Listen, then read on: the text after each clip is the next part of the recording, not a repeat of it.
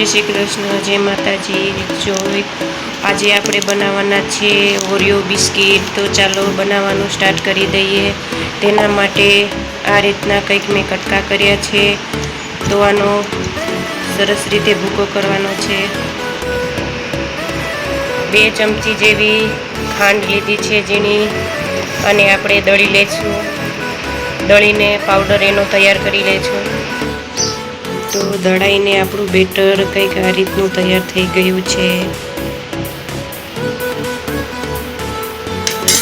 તેમાં આપણી દળેલી ખાંડ એડ કરશું। ખાંડને સરસ રીતે મિક્સ કરી વાળશું। મેં 1 ગ્લાસ જેટલું દૂધ લીધું છે। આપણે જરૂર પ્રમાણે એમાં એડ કરવાનું છે। તો ચાલો બનાવવાનું સ્ટાર્ટ કરી દઈએ। કરતા જશું આ રીતે।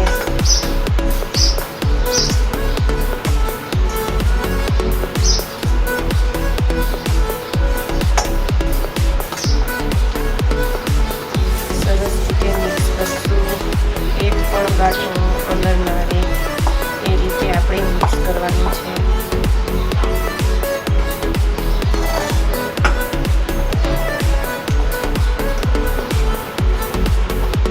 બેટર બનીને તૈયાર થઈ ગયું છે। તો આ રીતનું આપણે બેટર બનાવવાનું છે। 1 ચમચી ઈનો ઉમેરશું। ઈનોને પણ સરખી રીતે મિક્સ કરી લઈશું। સરખી રીતે ફૂલી જાય ત્યાં સુધી આપણે આને હલાવવાનો છે।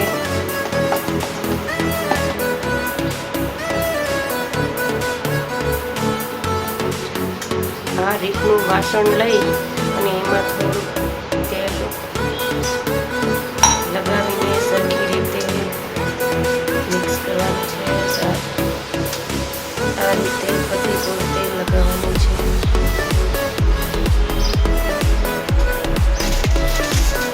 પછી એના ઉપર આપણે આપણું બટર પેપર રાખી દેવાનું છે।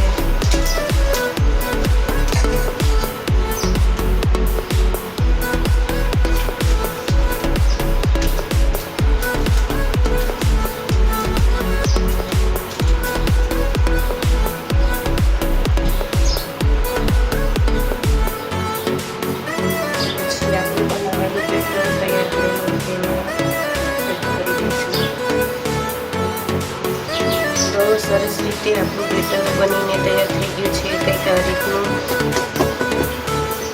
2 વખત 2-3 વખત આવી રીતે કરવાથી સરખું ફેલાઈ જાય છે। તો ચાલો હવે આપણે તેના માટે મેં એક તપેલું લઈ લીધું છે। એમાં મીઠું એડ કરીને પહેલેથી જ ગરમ થવા મૂકી દીધું હતું।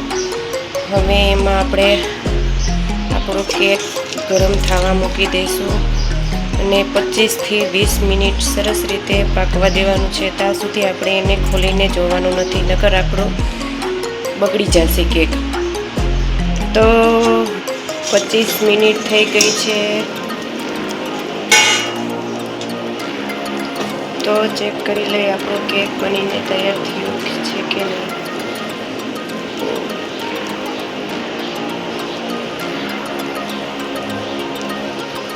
તો આપણો કેક બનીને રેડી થઈ ગયો છે। જોઈ શકો છો બહુ સરસ રીતે થયો છે કેક।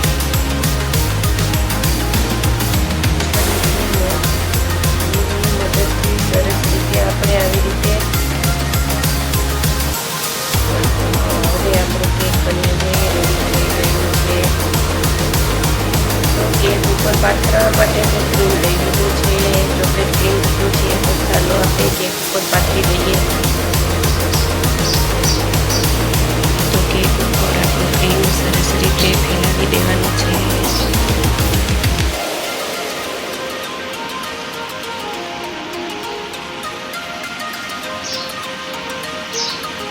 ગાર્નિશિંગ માટે કેક મમરી આપણે એડ કરશું। આ રીતે ફરતી કોર આપણે કેક મમરી ગાર્નિશિંગ માટે ફરતી મૂકવાની છે. તો આપણો કેક બનીને તૈયાર થઈ ગયો છે. આજે મારા છોકરાનો બર્થડે હતો એટલે મેં એનો ડી કર્યો છે. તો કેવો લાગ્યો જરૂરથી કોમેન્ટ કરીને કહેજો. જય શ્રી કૃષ્ણ, જય માતાજી.